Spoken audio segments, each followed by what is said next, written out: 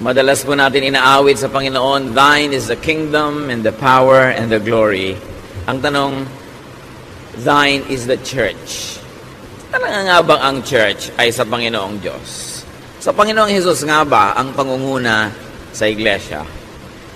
Ang Panginoong Hesus po ay isinilang, nagsakatawang tao na buhay, nagpakasakit, namatay sa krus para magbigay ng unang at tunay na mahalaga sa buhay, ang kaligtasan ng ating kaluluwa sa kabilang buhay at kaligtasan din ngayon sa napakaraming mga pahirap ng buhay.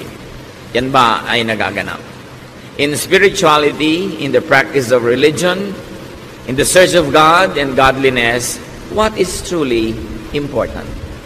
Yan po ang ating sisikapin na itanong sa Diyos at ay hihiling ng kanyang kasagutan, what's truly important?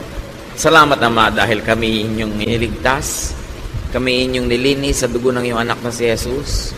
Turuan niyo kaming pahalagahan ang central message ng kamatayan ng Panginoon at pagliligtas sa amin. Teach us, Lord, what's truly important. Use your servant as your instrument. Be the speaker. Katotohanan niyo lang ang aming marinig. Kayo po ang maging tunay na tagapangaral.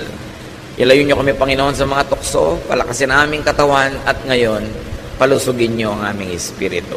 Sa ngalan ng iyong anak na si Jesus, ang aming Panginoon at tagapagligtas, dumadalangin kami at humihiling ng karunungan.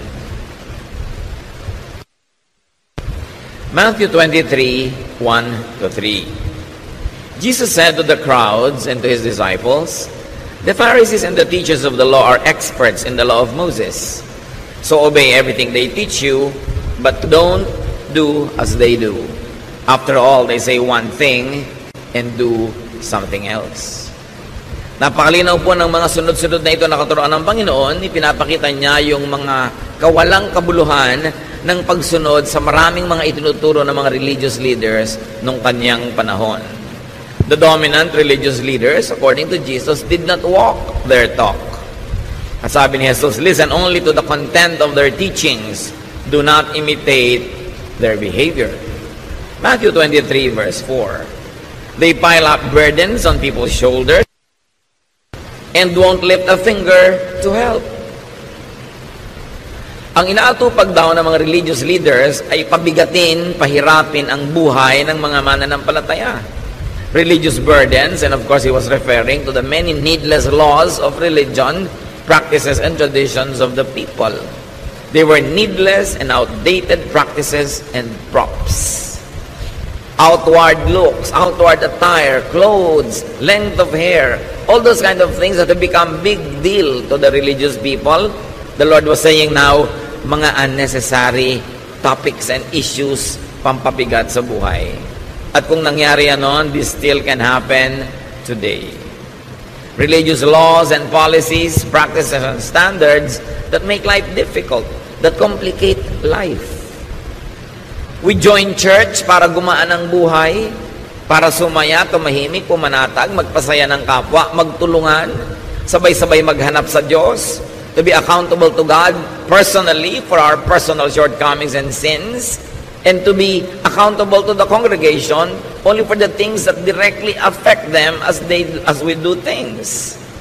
Na hindi business ng mga taong kalkalin, uriratin ng mga lihim na buhay ng kapwa-member, ibunyag at usigin ang mga ito. Ang mga personal na bagay na ginagawa ng isang tao ay pananagutan niya personal sa Diyos. Nananagot lang tayo publicly kung ang ginagawa natin publicly and directly affect people's lives in a negative way.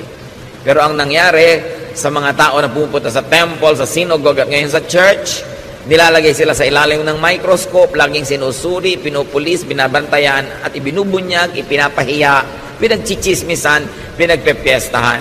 Bakit ka pa nag-church kung ganun din lang ang mapapala mo? Kaya ang gusto ng Panginoon, ituwid ang napakarami mga kalikuan na tumigas na ng tumigas sa pagtagal ng panahon. Dumating siya upang ituwid ang maraming mga bagay na nagpapahirap sa mga taong lumapit sa Diyos at maging makadiyos. Halimbawa, nung ang mga mananampalatayang Hudyo ay naging mga Kristiyano at meron naman mga Gentile people na naging Christian din, gusto na naman silang pahirapan ng mga Jewish Christians. Acts 15, 3-5. The men who were sent by the church went through Phoenicia and Samaria, telling how the Gentiles had turned to God. This news made the Lord's followers very happy. When the men arrived in Jerusalem, they were welcomed by the church, including the apostles and the leaders. They told them everything God had helped them do, but some Pharisees had become followers of the Lord. They stood up and said, Gentiles who have faith in the Lord Jesus must be circumcised and told to obey the law of Moses. So yung mga Pharisees na dating mga sobrang relihiyoso, nagpapahirap sa kapwa nila Jew, naging mga Christian yung iba. At ngayon, ini-import nila into Christianity yung mga dating kaugalian ng Judaism na nagpahirap nga sa kanila noon. Kaya sabi nila, tuwang-tuwa kayo na naging mga Kristiyano yung mga Gentile. Nagpatuloy na ba sila? Kailangan i-circumcise sila kahit matatanda na sila kasi yan ang requirement ni Moses. There's a problem here. What these Christians now were doing was to accept Jesus and the religious cultural baggage of the messenger. So sabi nila, hindi lang si Jesus na dala-dala natin ang dapat nilang tanggapin, ang atin di mga dati ng mga kaugalian bago pa dumating yang si Jesus, kailangan tanggapin din nila. Acts 15, 6-9. The apostles and church leaders met to discuss this problem about Gentiles. They had talked it over for a long time when Peter got up and said, My friends, you know that God decided long ago to let me be the one from your group to preach the good news to the Gentiles. God did this so that they would hear and obey Him. He knows what's in everyone's heart. And He showed that He had chosen the Gentiles when He gave them the Holy Spirit, just as He had given His Spirit to us.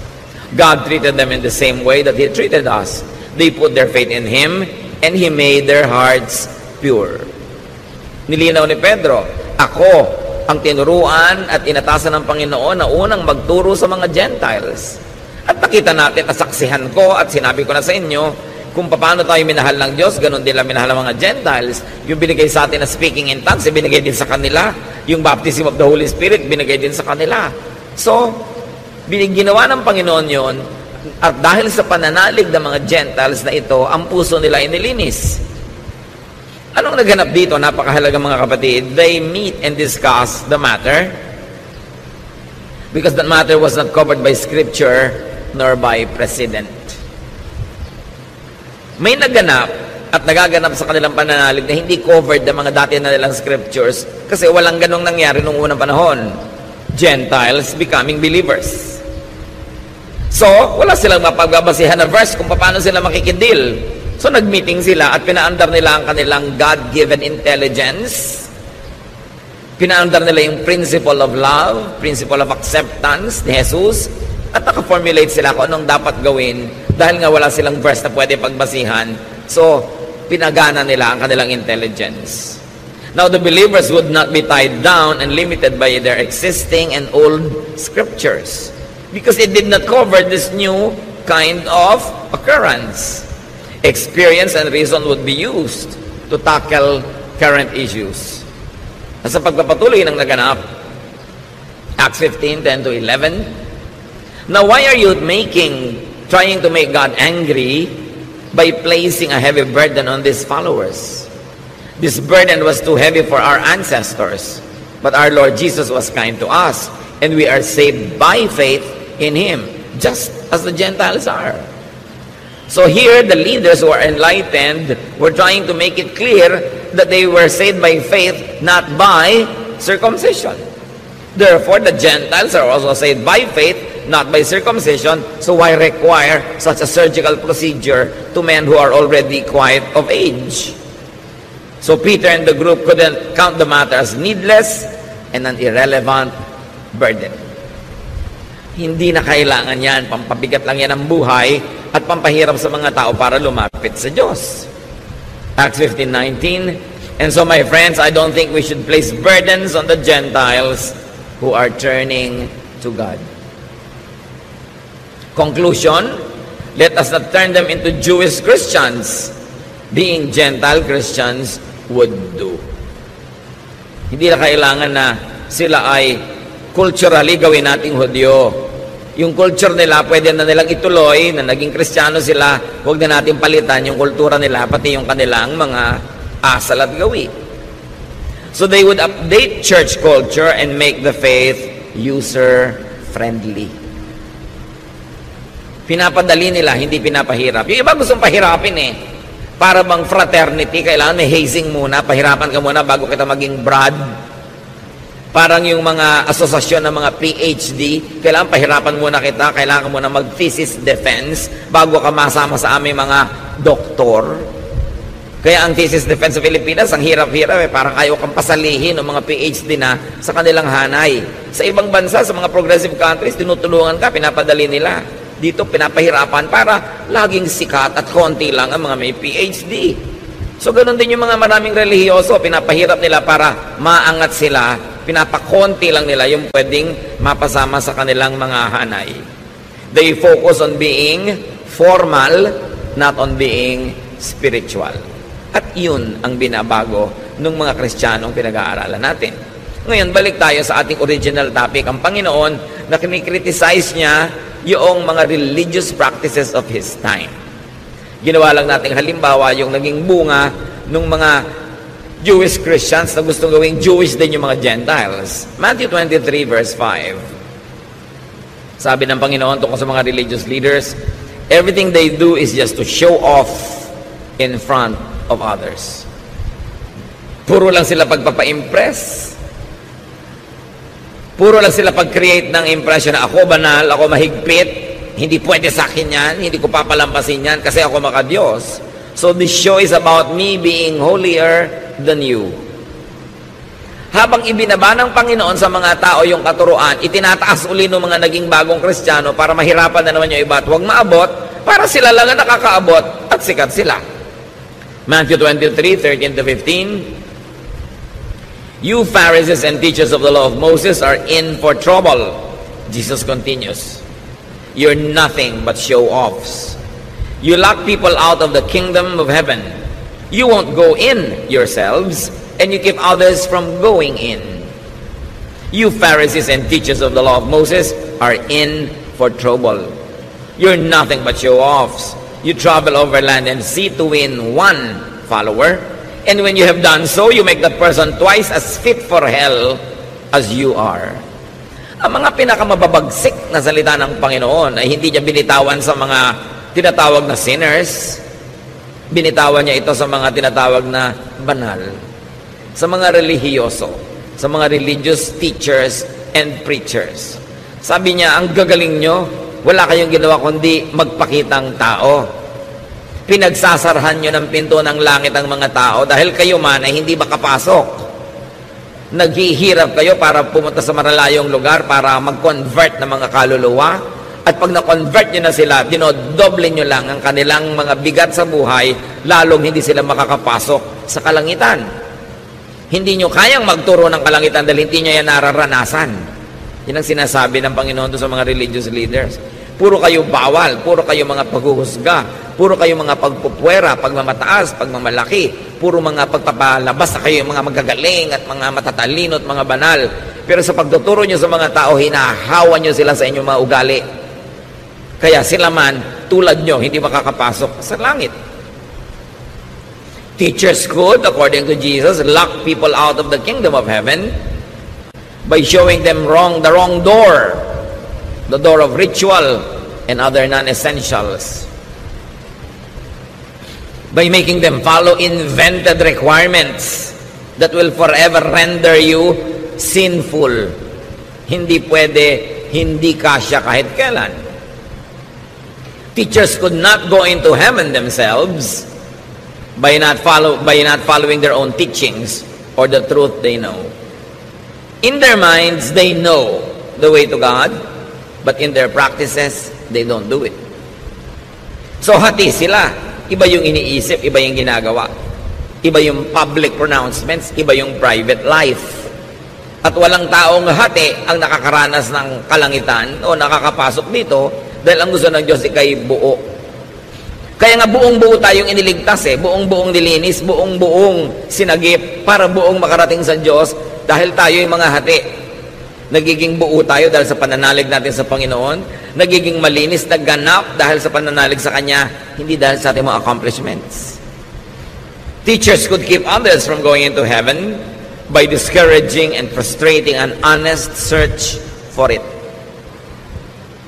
Marami mga tao, they honestly search for God, but they get frustrated by the religious system that pretend to know and to show them the way. Kung natatandaan nyo sa Noli Me Tangere, na ang tunay na ama ni Maria Clara ay si Padre Damaso.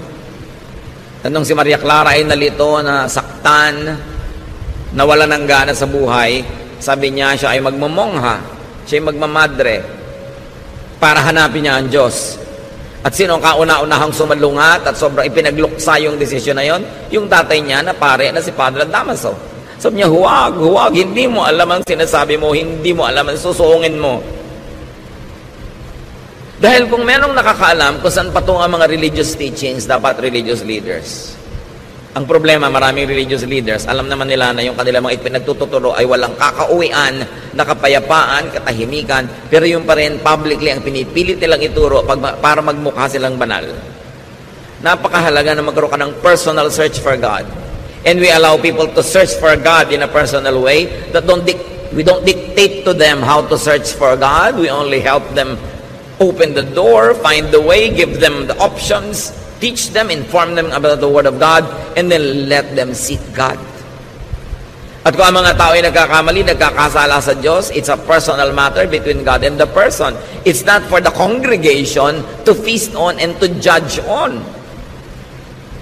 Kasi marami mga churches, naging parang mga Korte Suprema, naging parang mga hukuman, ginajudge ang bawat isa. Walang ganong itinuro ang Panginoon. Inimbento lang yun ng relihiyon. Ginagawa na yun nung araw na ang Panginoong Jesus ay nagtuturo at yun ang kanyang sinalungat. Tapos ipinagpatuloy pa ng mga Kristiyano later on yung ganong tradisyon na nililitis ang kapwa, hinuhusgahan. Kaya tuloy ang mga tao na pipilitan maging ipokrito at ipokrita, itinatago ang mga problema nila sa buhay sa takot na sila'y litisin ng simbahan. Maraming nilitis ang simbahan sa panahon, sa history. Meron pa mga tinaguri ang mga mangkukulam, sinusunog talaga literal yung mga katawan ng mga yon. Naging court ang church imbes naging kanlungan ng mga kaluluwang nahihirapan at humihingi ng ginhawa. Sa pagpapatuloy, Matthew 23:16-22, the Lord continues, you are in for trouble. You are supposed to lead others, but you are blind. You teach that it doesn't matter if a person swears by the temple, but you say that it does matter if someone swears by the gold in the temple. You blind fools! Which is greater, the gold or the temple that makes the gold sacred? May mga particular practices nung panahon na yun na tinuligsa ang Panginoon. Yung sobrang pagiging mahilig ng mga religious leaders sa pera.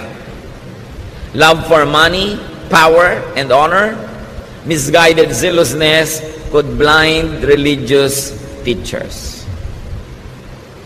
Kaya ito ay tinuligsa ng Panginoon na huwag mong kikilingan yung tao dahil mas mayaman, dahil mas malaki yung donation. At yung mga religious leaders, huwag mag-agawan, magbangayan, agawan ng mga member mayaman, ng mga donor. Nung paman, kinikriticize sa'yo ng Panginoon. Kaya hanggang ngayon, challenge pa yan sa maraming mananampalataya. Matthew 23:23-24. You Pharisees and teachers are show-offs, and you're in for trouble. You give a tenth of the spices from your garden, such as mint, dill, and cumin. Yet, you neglect the more important matters of the law, such as justice, mercy, and faithfulness. These are the important things you should have done, though you should have not left the others undone either. You blind leaders, you strain out a small fly, but swallow a camel. So, puro kayo pakitang tao. Sa mga nakikita ng tao at nasusukat, kahit na sa mga tithes and offerings, ang faithful nyo. At sabi ni Lord, dapat naman. Pero hindi lang yan ang mahalaga. Mahalaga yung katarungan, habag, pagiging matapat. Sabi, napaka mga bulag ninyo. Hindi nyo malulon ang kaprasong insekto, pero buong-buo yung nilulunok ang mga kamelyo. Ibig sabihin, mga maliliit na mga kasalanan ng kapwa, minamalaki nyo, maliit na mga pagkukulang, kala mo kung ano na. Pero yung mas malalaki mga kasalanan, hindi nyo napapansin. Yung mga kasalanan ng yabang, judgmentalism, self-righteousness, pride, misguiding people, selfishness. You don't notice that. Wala kayong napapansin kundi yung babaeng adulterous. Wala kayong napapansin kundi yung mga taong nagko-commit ng mga sexual sin na parang sexual sin na lang ang kasalanan sa buong lupa at sa buong buhay. Ang dami pang iba. Pero ang pinanggigigilan nyo, yan lang. Sabing ganon. E totoo naman mga kapatid, sa kasaysayan ng church, hanggang dumating tayo sa present time, merong mga major denominations sa talaga namang wala namang pinanggigilan kundi mga ibang mga uri ng pagkukulang ng kapwa, pero hindi nila napapansin yung mas malalaking mga kasalanan. Yung panghihiya, yung pananakit ng kalooban, yung paglalayo ng loob ng mga tao sa Diyos dahil sobrang nila pinoformalize ang mga bagay. Sabi ni Lord, maliit na insekto, hindi nyo malulon. Pero yung mga lalaking mga kamelyo, buong buo yung nalulunok. Sabi, you hypocrites, you are in for trouble. You are majors of minors, specialists of non-essentials. Ang laki-laking issue sa inyo kung anong Bible version ang babasahin. May version pang kaisa-isang tama at lahat na ibang version hindi na. Saka naman nakakita ng ganon. E paano bago na-imprenta yung version na yan? Di wala palang totoong Word of God. Sobra kayo nagmamalaki ng mga issue. Pinapalaki nyo ang loob, pinapayabang nyo ang inyong mga member na tayo ang tama, wala nang iba. Ang version na binabasa natin ang tama, yung kanila wrong. Tayo lang ang saved, sila hindi. Tayo lang ang papakasalan ni Kristo, sila audience. Sabi, binubulag nyo ang mga tao para maging mayabang na member ng inyong kongregasyon. Na kami lang ang tama. Ang tingin tuloy sa iba, demonic. Ang tingin sa iba, mali. Nagiging pala, hiwalay tuloy at mga separatist. Flunkers in major subjects like justice, mercy, and faithfulness. Pero ang gagaling magtalumpati, buhay na buhay pa hanggang ngayon ang mga tinutuligsa ng Panginoon noon. Dapat nating ibukas ang ating mata at isip at makita natin kung ito ay umiiral at nagaganap sa iba't ibang lugar at huwag tayong makisangkot, makisali at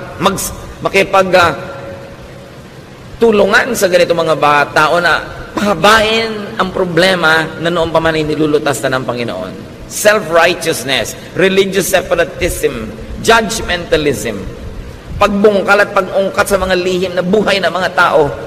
Tulad ng babae who was caught in adultery. Alangan mang she was committing adultery in the streets.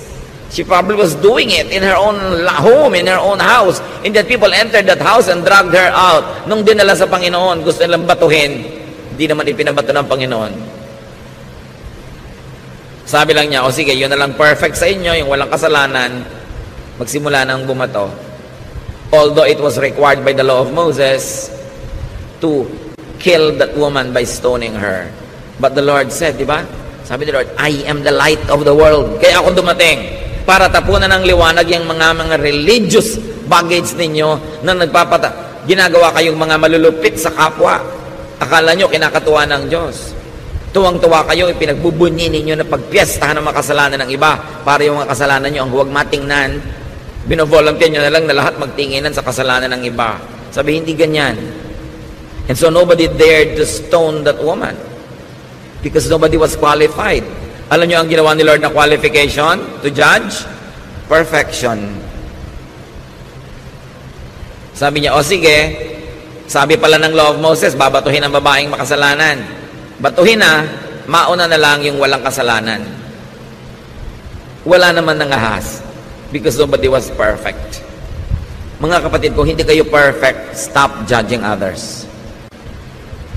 Kahit sa congregation, yung mga kasalanan lang ng church, brothers and sisters natin, na kailangang i-deal, yung kasalanan that directly and effectively and practically affect us. Halimbawa, treasurer ng church, tinakbo niya yung fund. Affected tayo lahat. Dapat talaga i-deal yun. Pero anong pakialam niyo kung sinong ka-date niya kahapon? That's between her and God. No? Anong pakialam niyo kung anong nakaraan niya? That's already charged on the cross. Anong pakialam natin sa private lives ng mga tao hanggat hindi tayo directly affected in a practical way? Yan ay tinuturo ng Panginoon. Anong pakialam niyo dito sa babaeng ito? It's between her and God. Dahil kung talagang gusto ng Lord na papatayin yung babaeng yon at sundin yung batas ni Moses, ba't di niya pinabato? At kung babatuhin din lang pala yung babae, ba't pa dumating ang Panginoon sa mundo para tayo iligtas? Para tayo patawarin at linisin? Hindi lang tayo inililigtas sa impyerno at sa mga impakto. Inililigtas din tayo sa mga relihiyosong sobrang makialam sa buhay ng kapwa na gusto nilang parusahan yung mga taong gumagawa ng mga private sins. Kung gusto mo maging banal, magpakabanal ka. That's good, that's best, that's commendable. Pero huwag mong sukatin yung kapwa mo sa iyong pamantayan. Huwag mong pilitin yung kapwa mo na maging kasing banal mo. Your life is your business before God.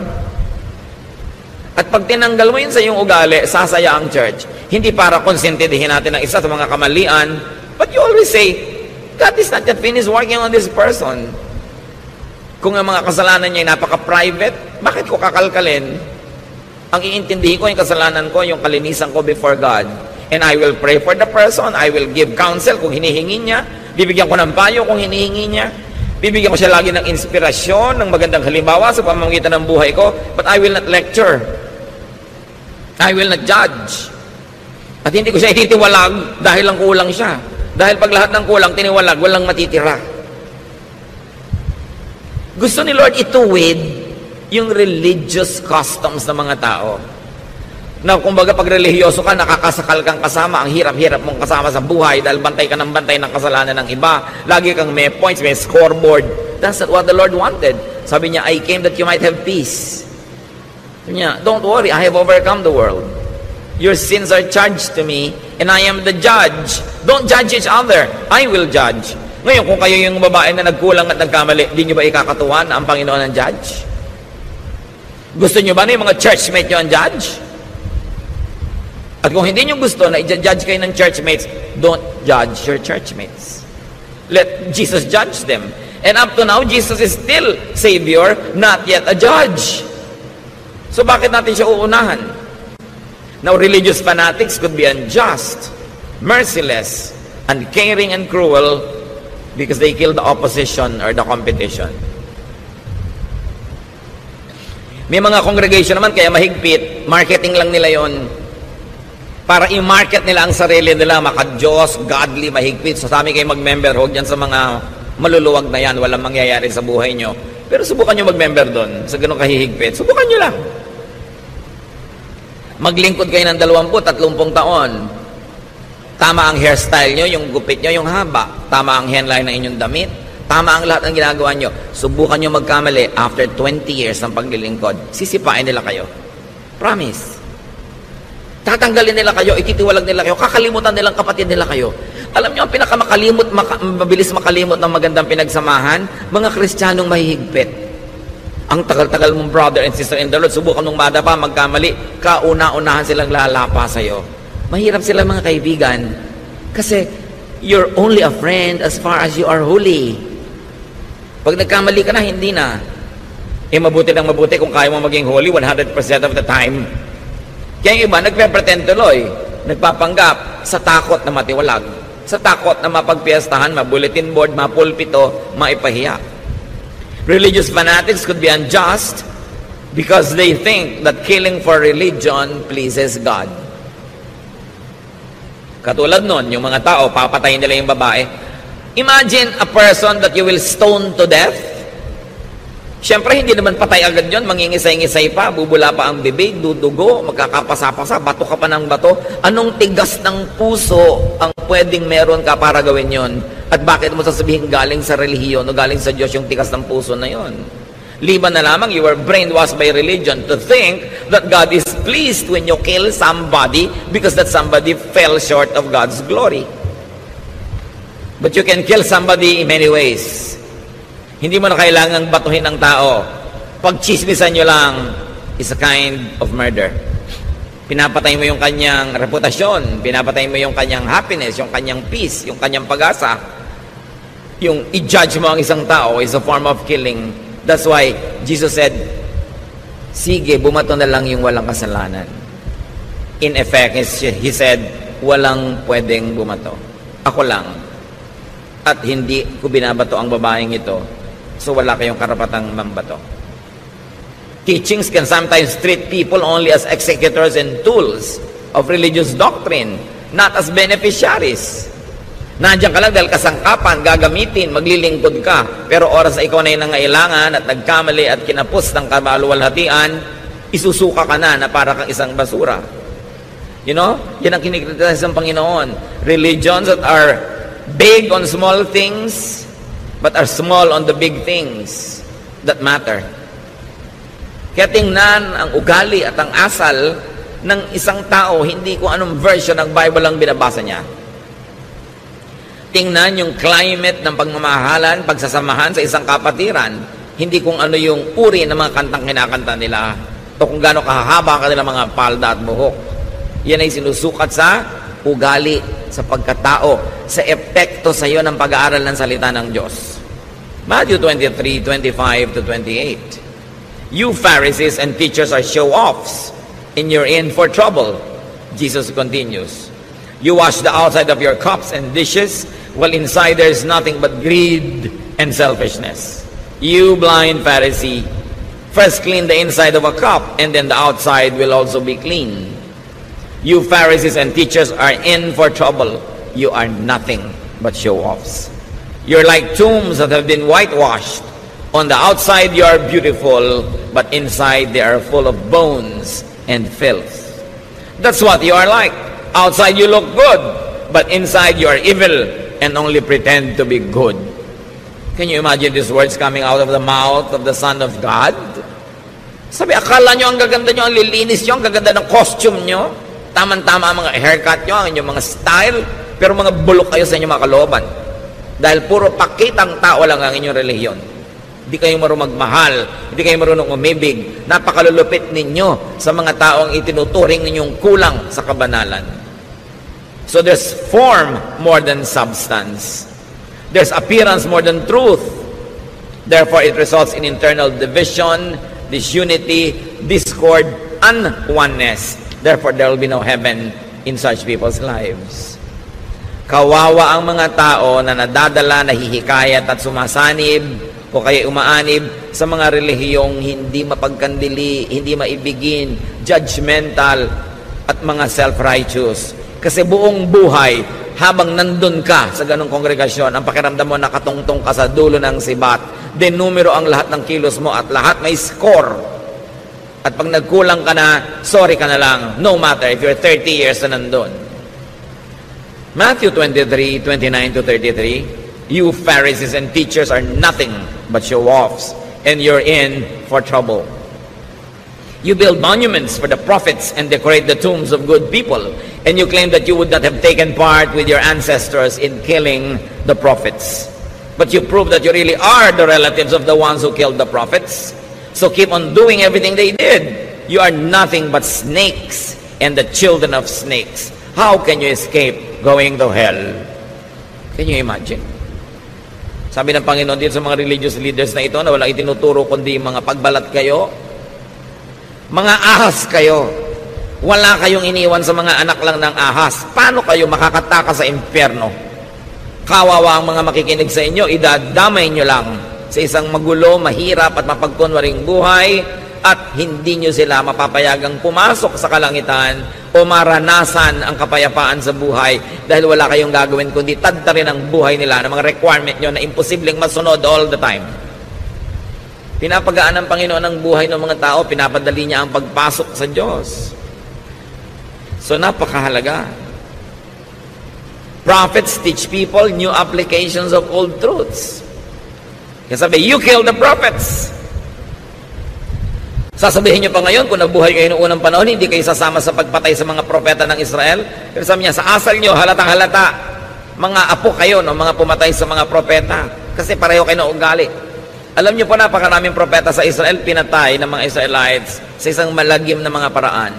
Sari-saring mga pahirap ang inabot ng mga propeta. Akala nyo ba, laging iginalang ng mga propeta?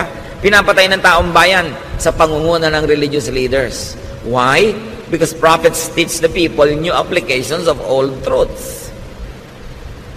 Pinapalaki ng mga propeta ang pananaw ng mga tao paano maiintindihan yung original na mga itinuro ng Diyos na freeze na, naging fossil na, hindi na bagay sa panahon. So binibigyan ng mga propeta ng mga bagong reading, mga bagong interpretation para ang tao lumaya, hindi para ikulong ang tao, para padaliin ang buhay, hindi para pahirapin, at natetreten yung mga religious leaders dahil yung mga prophet, baka pakinggan ng mga tao, bumaba ang kita ng templo. Bumaba ang kita ng mga synagogues. Kaya pinapatay nila yung mga prophets. Because prophets bring new revelations. And prophets are not known for being conservative. Ang mga conservative, yung mga Pharisees, walang papalitan sa ating mga pamamaraan, walang papalitan sa mga nakaugalian natin, walang iibahin. Sila yung conservative. They like to conserve the system. Why? Because they benefit from it. Walang iibahin. Baka pag naiba pa yung timpla, mawala pa yung aming pagiging bida, kami ang may control, kami ang lahat ng pinagsasanggunian, kami ang merong say sa lahat ng bagay, baka maiba pa. Kita niyo yung mga propeta like John the Baptist, he was never conservative. He is what you might call Jeprox. He is what you might call, wow, bakit ganito? Ibang-iba yung suot niya sa mga nakasanayan. Wala po mga propeta noon na sumang-ayon sa mga matatandang kaugalian na inabot nila. Lagi silang a new voice, a fresh wind. That's why they were killed. Prophets are emergent. Sila yung bagong sibol. They shake and threaten the system. They are not keepers of the dominant system. Pag sinuri nyo ang mga prophecies, ang mga ginagawa ng mga prophet, hindi sila tagapag-ingat ng mga datit lumang kaugalian. Nagladala sila ng mga bagong pananaw, mga sariwang hangin na umiihip mula sa disyerto para bigyan naman ng sariwang buhay yung mga tao. Ngayon, yung mga Pharisees, the religious leaders, are dominant or recessive. Tatlong bagay lang naman yan na pwedeng katayuan ng isang institusyon. Ikaw yung dominant, nagahari, ikaw yung recessive, papalaos, o ikaw yung bagong sumisikat, emergent. And in the scheme of things, the prophets were always emergent. Bagong ideya, bagong application, paglalabas sa mga dating mga kahon, pagpapalaya sa mga dating mga tali, yun ang ministry ng mga prophets. Yung church system, sila yung dominant. Sila yung nagahari. At dahil nagahari sila, they are conservative. They don't like to change anything dahil baka pag napalitan, mawala yung kanilang paghahari. So they fight for dominance and survival. Kaya kung may mga dalawa o tatlong mga dominant group, sila yung naglalaban-labanan kasi ang tingin nila sa mga kaluluwa, market, agawan ng kliyente at customer. At hanggang ngayon, nangyayari yan mga kapatid. Kompetisyon ng mga denominasyon, kompetisyon ng mga relihiyon, paramihan ng member, paramihan ng donor, at walang papalitan dahil nakikinabang yung mga nakaupo at nakaluklok sa present system. The Lord Jesus Christ would never be identified with conservatives. When the Lord Jesus Christ was born, napaka-unconservative ng paraan siyang naipanganak. Napaka-kakaiba, new, revolutionary. At ang mga katuruan niya, napaka-revolutionary. Kung sino yung mga makasalanan, doon siya nakisalamuha. Kung sino yung mga relihiyoso, doon siya umiwas makisalamuha. Kung sino yung mga tinuturing ng mga latak ng lipunan, mga walang sinabi, walang pinag-aralan, yun ang ginawa niya mga disciples. Hindi siya conservative, ever. And I will never be glad to be called a conservative. Kasi lahat ng mga pagbabago sa mundo, sa technology, sa kabihasnan, maging sa espiritualidad, it was always brought about by the new wind of new prophets. Yung reinvention of old truths so that now the people will benefit from it and the people will not be enslaved having to follow a system that no longer works. Nagpapalaya, nagpapalaki ng isip, nagpapaluwag ng buhay, nagpapaluwag ng hininga. Yung mga conservative nagtatali, nagagapos, nagkukulong dahil nakikinabang sila na sila lang yung nangunguna. Matthew 23, 34-36. Sa pagpapatuloy ng Panginoong Jesus, I will send prophets and wise people and experts in the law of Moses to you. So future tense pa, sabi ng Panginoong Jesus, padadalan ko kayo ng mga propeta, padadalan ko kayo ng mga matatalinong tao, yung mga tunay na magpapalaya sa inyo, but you will kill them or nail them to a cross or beat them in your meeting places or chase them from town to town. That's why you will be held guilty for the murder of every good person. I can promise you that people living today will be punished for all these things.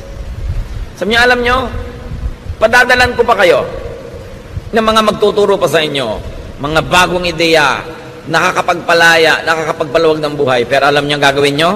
Uusigin ninyo. Babantaan ninyo.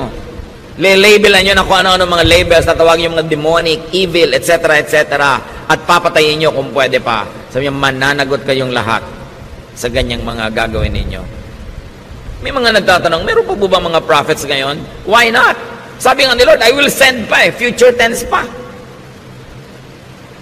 Those who insist na wala na, they only probably want to control your thought. Para sa kanila na lang kayo makinig at hindi na sa iba pa. Pero siyempre, kung meron mang ipapadalang mga totoo, lalo namang marami ipinapadala si Taning ng mga false. Kaya dapat sinusuri. Sabi ni Lord, you will know them by their fruits. Tingnan nyo bunga. Ano ba yung tunay na bunga ng isang guro? Hindi lang yung nangyayari sa buhay niya, mga kapatid ha. Yung nangyayari sa buhay nyo dahil nakikinig kayo sa kanya. Yun ang bunga. Lumuluwag ba yung buhay nyo? Nagiging mas mahal nyo ba ang Diyos? Mahal nyo ang inyong kapwa? Mas nakakalaya ba kayo? Pero hindi kayo kinukonsente sa kamalian? Pero hindi naman kayo hinuhusgahan? Hindi kayo binapahiya, binubulgar? Ano nangyayari sa buhay nyo? Kayo ang bunga. Kaya kayong makakaalam, good teacher ba? Good church ba? Good congregation ba? Tingnan mo sarili mo, anong nangyari sa akin mula nung nakinig ako dyan? Yun ang bunga. Hindi yung, ay, ang ganda ng bunga niya kasi tama ang gupit, maiksi ang buhok, malinis ang kuko, laging ganito ang suot. Hindi bunga yun, costume yun. Ang bunga is, how are you affected by the teaching? Because you are the fruit. So ang tanong, may mga Pharisees pa ba ngayon? Natural, marami. At ayaw nila sa mga false prophets. And listen, ayaw din nila sa genuine prophets. Kasi gusto nila, sila lang ang papakinggan. Sila lang ang hinirang ng Panginoon. Ang version lang nila ng Bible ang tama.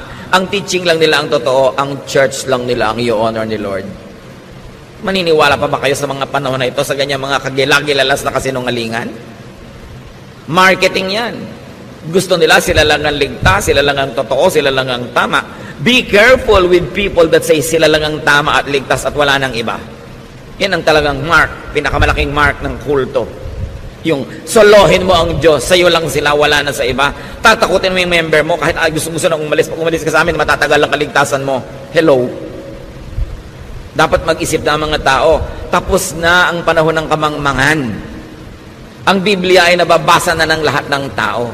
Napakarami na nating pwedeng malaman kahit na hindi ka mag-Bible school sa mga internet. Although, hindi mo papaniwalaan lahat na babasa mo. Dahil kahit mga sinungaling, nakakapag-post doon. Pero marami ng accessible knowledge, hindi na solo ng mga experts. Kaya ang tao ngayon hindi namang hindi na pwedeng dinadaya-daya dahil ang tao marunong mag-isip para sa sarili. At panahon naman para gawin na yon. Dapat ang tao marunong mag-isip para sa sarili. Matthew 23:37-39. Jerusalem, Jerusalem, your people have killed the prophets and have stoned the messengers who were sent to you. I have often wanted to gather your people as a hen gathers her chicks under her wings, but you wouldn't let me. And now your temple will be deserted. You won't see me again until you say, blessed is the one who comes in the name of the Lord. Sabi ni Lord, naku Jerusalem, napakarami mong pinatay na prophet. Napakarami mong binato na mga lingkod ko na ipinapadala sa iyo. Hindi ko malaman kung mga iba kung bakit sobrang napalaking big fans ng Jerusalem. Samantalang si Lord mismo nagsasabi, Jerusalem, napakarami mong kasalanan. Napakarami mong pinatay na matutuwid na tao. At hindi ba, si Jesus na nga ang kauna-unahang ipinako doon. Yung iba naman parang sobrang nagpapatira pa sa paanan ng mga Hudyo na akala mo yung mga Hudyo ang mga anghel sa langit. Pare-pareho lang nila tayong tao, pare-pareho lang tayong mahal ng Diyos, pare-pareho lang tayong ililigtas ang Panginoon. At hindi ka dapat nagpapatira pa sa lahi dahil lang yun ang lahi niya, dahil siya ay Jew, dahil siya taga-Israel. Sabi nga ng Panginoon, naku, napakarami mong pinatay Jerusalem. Napakarami mong atraso sa langit. Ang dami mong iniligaw. Hindi naman natin, siyempre, magkakaroon tayo ng negative feeling sa mga taga-roon, pero huwag ka namang magpa-atsoy at magpa-atsoy sa kanila dahil lang Diyos sila. Pare-pareho tayong anak ng Diyos at iniligtas ng dugo ni Kristo. Dapat may dignity ka rin sa iyong racial identity. Hindi agad-agad mo isinusuko dahil taga-Israel ito, taga-Israel yun. Mahal ng Diyos ang lahat ng tao. At sino man ang susamba sa Kanya at maglilingkod ay mamahalin niya. Sabi nga ng isang propeta, kahit yung mga bato, pwedeng gawin mga apo ni Abraham. Huwag niyo ipagyabang na mga Hudyo kayo. Kasi kung Hudyo nga kayo, hindi naman kayo sumasamba, baliwala yan. Mabuti pa yung Gentile. Ilagay natin ang lahat sa tama. Huwag tayo ngayong magpairal ng bagong religious colonialism na may bago naman mga amo, pagka taga-Israel, amo na natin agad. Dapat ang amo lang natin ang Diyos. At meron tayong dignity, pagmamahal maging sa ating racial identity. Hindi agad-agad mo sinusuko. Now, today's new prophets teach new applications of old truths. And they update the faith. And they update the church. Today's Pharisees, the establishment, will resist change. They will take shelter in conservatism. Conservatism is the defense and offense of the dominant and the recessive. Pag ikaw nagahari o papalaos, gusto mo conservative because you want to sit on past glory. Jesus and the prophets were far from conservative. Spiritual growth, church growth, and the growth of the kingdom of God is not in conservatism. It is in dynamism and continuing reinvention of ourselves. So, why do we review? And why do we study these principles? Because we are bombarded by religious marketing of the dominant Pharisees, the rich, big religious corporations that compete for our soul and for our loyalty. What's truly important according to the Lord? Mercy. Mahabagin ka ba? Tinuturuan ka bang maging mahabagin? Justice. Katarungan. Faithfulness, truthfulness. But really, the Lord says that the most important is love. Pag-ibig. Yan ang tunay na susi, yan ang tunay na sukatan kung maka-Diyos ka o hindi. This is what to give, to promote, to implement, and to look for. Seekers of God through religion must seek for love, must seek for signs of love in the climate of love where they want to find God. Hindi yung para kang pumasok sa kulungan, pumasok ka sa husgado o sa police state. Yun ang pinaka-least loving of all. Sayang ang pagod, sayang ang panahon. 1 Corinthians 13:1. What if I could speak all languages of humans and of angels? If I did not love others, I would be nothing more than a noisy gong or a clanging cymbals. Sabi, ano ngayon, kung marunong ko mag-speaking in tongues, na minamalaki nung araw sa Corinthians yan, sabi ko, hindi ako maibigin, baliwala yan. Para lang akong ingay na walang katuturan. Sabi niya, of course, others there, if I do not love others, others means the other, yung hindi ikaw, yung hindi mo kamukha, yung hindi mo kagrupo, loving the other. Love others. Without love, religious eloquence is meaningless. 1 Corinthians 13:2. What if I could prophesy and understand all secrets and all knowledge? And what if I had faith that moved mountains? I would be nothing unless I loved others. So all the seminary education, all the PhDs, all the experience in ministry, without love, prophecy, knowledge, and faith are meaningless. Love pa rin. Hindi nyo hinahanap yung strict church ba ito? Doctrinal ba ito? Ang hahanapin nyo, loving church ba? At ang dadalhin nyo sa church, love din. Kung gusto nyo maging loving yung climate, love ang dadalhin ninyo. Hindi yung mga kabaligtaran nito. We all contribute in creating a climate in the fellowship. 1 Corinthians 13:3. What if I gave away all that I owned and let myself be burned alive? I would gain nothing unless I loved others. Yung mga unloving churches, minamaliit, nililibak nila yung word na love. Pag sa kanila yung love, hippie yan, drug yan, drugista yan, yung mga ano yan, mga wala yan, mga pasaway yan. Sa kanila ganoon na ibig sabihin ng love eh. Minamaliit nila yung word na love. Akala nila yung love, yung pagiging careless, pagiging bangag, pagiging lasing. In-associate nila sa mga make love, not war, noong mga 1969, 1970. Iniiba nila para lang bulagin yung mga tao about the meaning of love. So ngayon, sabi, hindi kami loving, we are strict. But the point is, Jesus says the most important is love. And love does not mean maging hippie ka o maging drugista ka o maging careless ka o immoral. Huwag nating papababain ang ibig sabihin ng love. Love is understanding your fellow men, giving them time to grow and not judging them while you are continuously praying for them and helping them. That's what love is all about. Without real love for people, charity and sacrifice are nothing. So religious eloquence, religious brilliance, and religious giving are nothing when not done in love and for love of others. For what else could this be done? Halimbawa, charitable ka, eloquent ka, you could also do it for love of self, for self-promotion and self-preservation.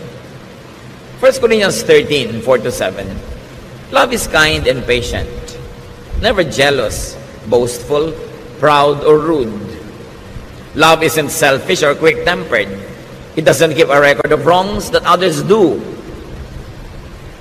Love rejoices in the truth, but not in evil.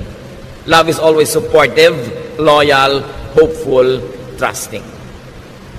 So love doesn't keep a record of wrongs that others do. Keep that in mind. Religious zeal, especially self-righteousness, judgmentalism, and congregationalism could oppose love. 1 Corinthians 13, 8-10. Love never fails. Everyone who prophesies will stop. So mawawala ng halaga yung mga prophets at prophecies. And unknown languages will no longer be spoken. So mawawalan din ang halaga yung mga speaking tongues na yan. All that we know will be forgotten. So all knowledge, katalinuhan, galing, mawawala. We don't know everything, and our prophecies are not complete. But what is perfect will someday appear, and what isn't perfect will then disappear. So niyang konti-konti nang alam natin, huwag tayong magyabang. Pati prophecies natin hindi complete. Be careful of people who say they know everything. They know all the answers. They know all the doctrine. Sinungaling yun. Kasi sabi sa Bible, we don't know everything, and our prophecies are not complete. So ang isang tao talaga na responsable, na pwede pagkatiwalaan, yung tao nagsasabing, ako rin, naghahanap pa. May mga iba na ako natagpuan, may nalaman na ako, pwede ko i-share sa'yo, pero iba hahanapin pa natin. I don't know all the answers. Be careful about people who pretend that they know, because they will mislead you. Now, love is perfect. Religiosity is imperfect and will stop. 1 Corinthians 13, 11-12. When we were children, we thought and reasoned as children do. But when we grew up, we quit our childish ways. Now all we can see of God is like a cloudy picture in a mirror. Later we will see Him face to face. We don't know everything, but then we will, just as God completely understands us. So yan mga bata pa tayo, especially bata ka pa sa pananalig, bata ka pa sa spirito, isip bata ka, pero dapat dumarating yung time na nagmamature ka. At ang nagmamature naman, hindi ibig sabihin nalalaman mo lahat. Nalalaman mo lang na hindi mo alam lahat. Yun ang ibig sabihin ng maturity. Therefore, you become more careful, you become more humble, and less self-assuming. Sabi, hindi naman natin talaga makikilala ng lubos ang Diyos ngayon eh. Kasi ang laki-laki ng Diyos, ang dakil-dakila niya, ang liit-liit natin at marami pa mga takip-takip sa mga mata natin. So, sino ang makakapagsabing alam na alam ko, kilala ko ang Diyos, at yung pagkakaalam ko, pagkakakilala ko ang kaisa-isang tamang interpretation. Sabi niya, hindi ganun. Pagdating ng panahon, makikilala natin siya. Pag face-to-face na tayong humarap. Pero ngayon, sinisikap nating makilala siya. Nobody can pretend to know God completely and to know all the answers. Pero itong mahalaga, sabi niya, kilalang-kilala tayo ng Diyos. At yun ang dapat nating ipagpasalamat. Alam niya ang ating mga kahinaan, alam niya ang ating mga pangangailangan, alam niya kung paano tayo tutulungan, kahit hindi natin siya lubos na kilala. Religious understanding is progressive. No one should be trapped and frozen in just one stage. Kung yung pagkakakilala mo sa Panginoon 20 years ago, mga kostumbre mo, ugali, 20 years ago, hanggang ngayon, hindi na iba, hindi ka nag-grow. Progressive eh. Dapat nag-grow. Truth will reveal the inanities of many things people used to consider all important. So 1 Corinthians 13:13, sa pagwawakas, kung anong tunay na mahalaga. For now there are faith, hope, and love. But of these three, The greatest is love. Religion teaches faith, but it will become irrelevant when everything is revealed. Religion teaches hope and expectations, but they will become irrelevant. They will be moot and academic when we are together with the Lord in eternity. Religion teaches love, which is the greatest, because it will be forever. Yun ang patuloy at in fact, yun ang lalo pang lalago pagka humarap na tayo sa Panginoon at magkakasama na tayo sa kabilang buhay. Why is it the greatest? Because God is love. If you're going to be known for anything, be known for godly love. And if you're going to look for anything important in a fellowship, in a group, look for love. In your family, in your circle of friends, promote love. Be part of those people that make love alive and make life a little bit more loving. Bring religiosity and spirituality to the next level, and that is love. Alam nyo na yung Bible, matagal na, alam nyo na yung mga doctrine, ito na lang, loving ba tayo? At kung loving tayo, salamat sa Diyos, pero let's keep on loving more because God is love. Ama namin, salamat.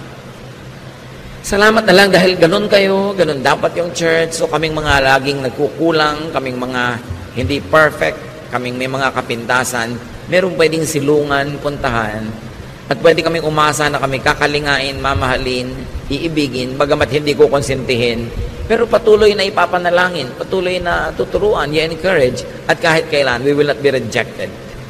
Teach us this brand of love, and help us, O Lord, to make this love the climate, the flavor of our lives.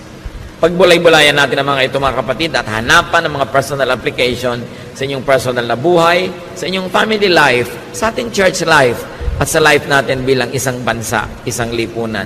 Lord, teach us to bring these lofty and noble ideals into working modes in our daily life. Turuan niyo kami, Panginoon, na i-apply ang mga ito sa pang-araw-araw at mga practical na buhay namin. Let's be alone with the Lord and let the Spirit speak to us.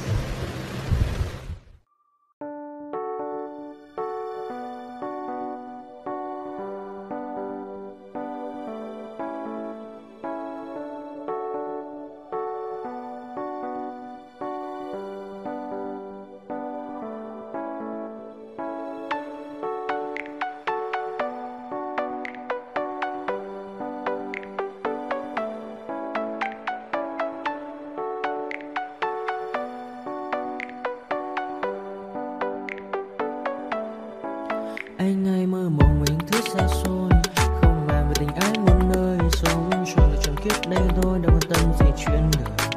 Thế mà lại ngâm tương tư, ông tầm bà mũi xa tơ, đêm nằm trộn nhớ mơ mơ về ai. Thì ra anh yêu rồi, từ ánh mắt nụ cười, từ đôi môi gọi người sao xuyên lòng anh. Thì ra mê em rồi, ngày hay đêm ôm lời, chỉ nghĩ đến em thôi, đó là do anh đã yêu rồi, anh đã yêu rồi, anh đã yêu rồi. Oh, oh, anh đã yêu rồi, anh đã yêu rồi, anh đã yêu em mất rồi.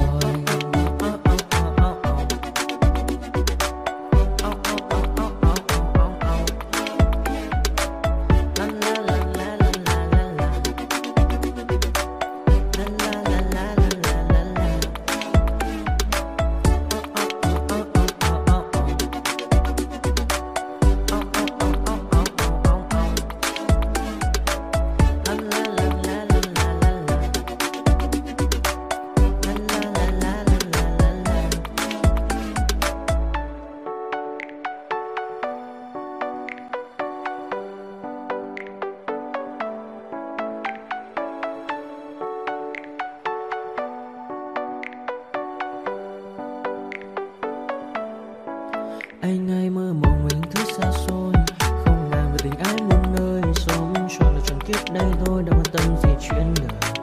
Thế mà lại ngâm tương tư, ông tầm bà mũi xa tơ, đêm nằm trộn nhớ mơ mơ về ai. Thì ra anh yêu